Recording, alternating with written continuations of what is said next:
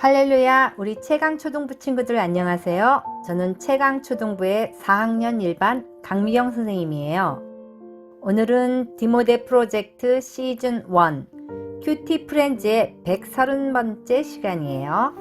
그럼 기도로 함께 시작하겠습니다.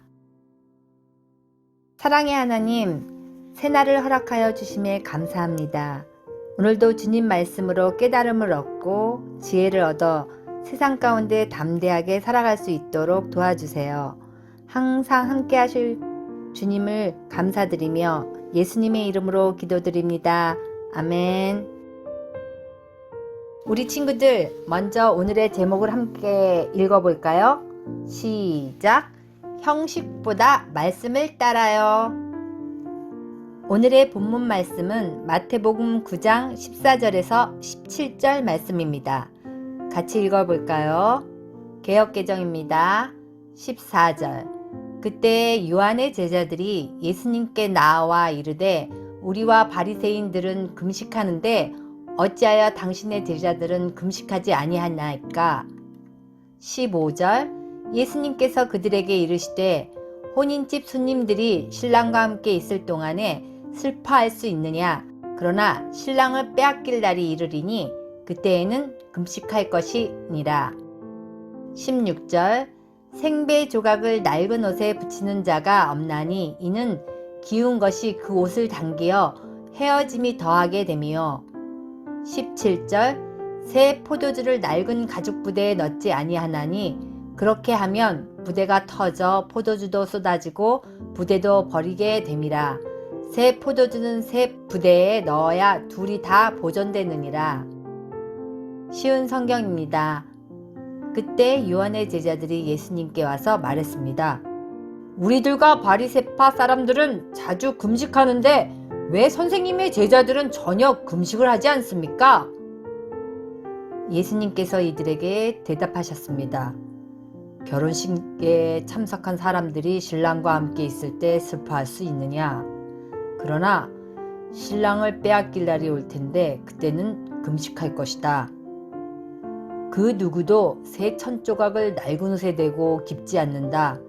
만일 그렇게 하면 새 천조각이 그 옷을 잡아당겨 더 심하게 찢어질 것이다.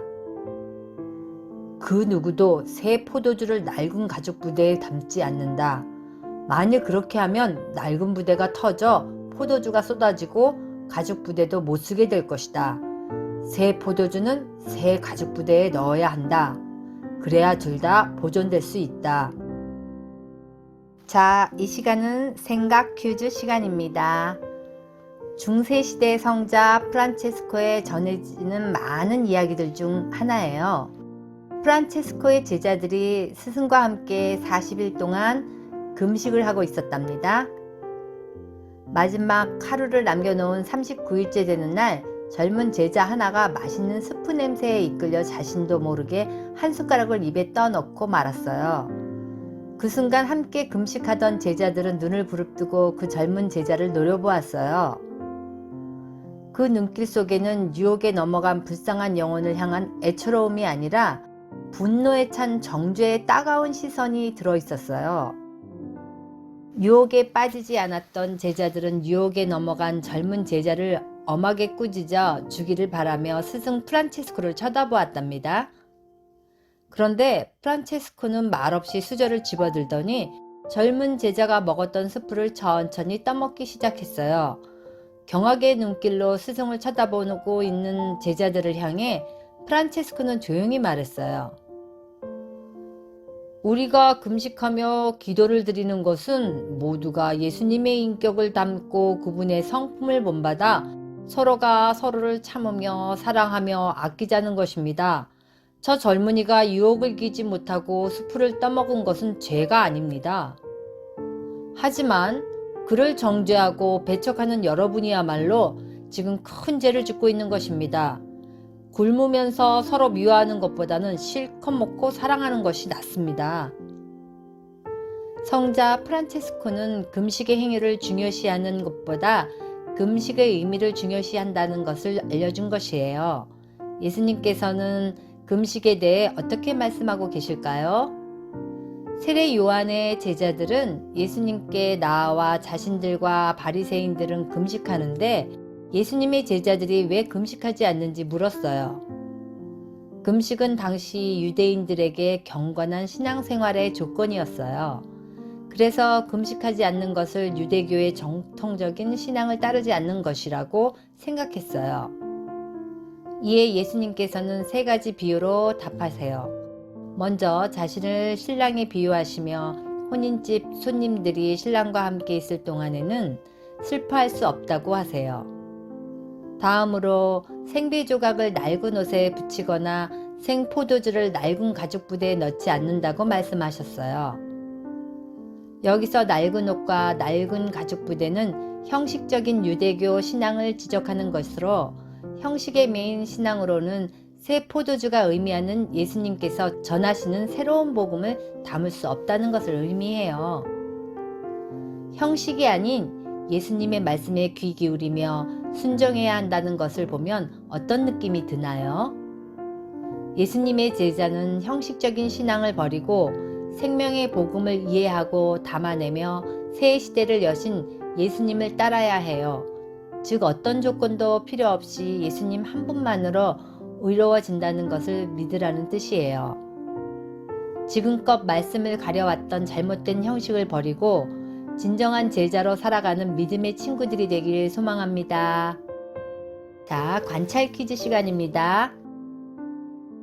1번, 오늘의 본문 세 가지 비유를 표현한 그림을 보고 옳은 그림은 동그라미, 틀린 그림은 X로 표시해 보세요. 자, 한번 해볼까요?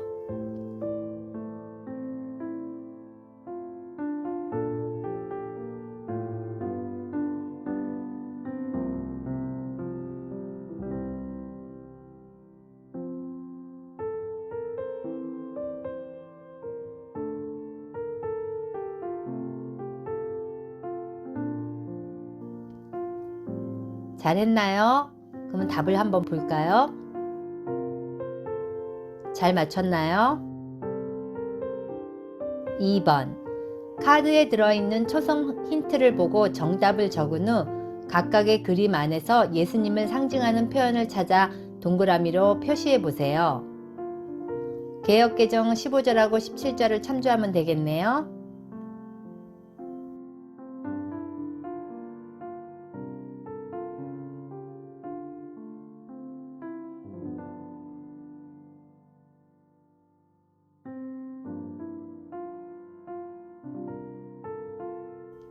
답을 썼나요? 그러면 답을 한번 볼까요? 네, 신랑, 낡은 옷, 새 포도주. 잘 맞췄나요? 결심 퀴즈 시간입니다. 말씀보다 형식을 따랐던 일을 적고 마음속부터 말씀을 따르기로 결심해요. 선생님은 재작년에 이사를 하는 동안 머리가 복잡했을 때 주일 설교 말씀을 듣는 중에 하나님께 집중하지 못하고 이사 계획을 세운 적이 있어요. 그 주 하나님 말씀을 놓쳤던 거죠. 그러지 않으려고 항상 예배 때는 주님께 집중해야 된다는 것을 깨달았죠. 여러분은 어떤가요? 이런 예가 있네요. 착한 일을 해야 구원받아요. 꼭 그럴까요? 겉으로는 친구를 칭찬했지만 속으로는 무시했어요. 만약 그랬다면 회개해야겠죠? 자, 오늘 말씀 따라 자신이 할 수 있는 한 가지를 적고 실천해봐요.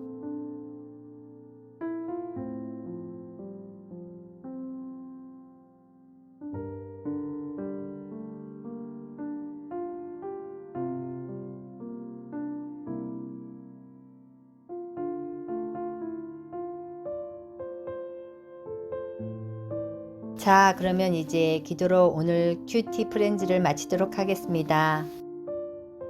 진정한 마음을 기뻐하시는 하나님, 어떤 조건도 필요 없이 예수님 한 분만으로 의로워진다는 것을 큐티 말씀을 통해 가르쳐 주셔서 감사합니다. 지금껏 말씀보다 형식을 따랐던 친구들의 모습을 회개하고 그 행동들을 돌이킬 수 있는 친구들 되게 해주세요. 또한 예수님의 말씀에 있는 그대로 귀 기울이고 순종하며 살게 도와주세요. 예수님의 이름으로 기도합니다. 아멘.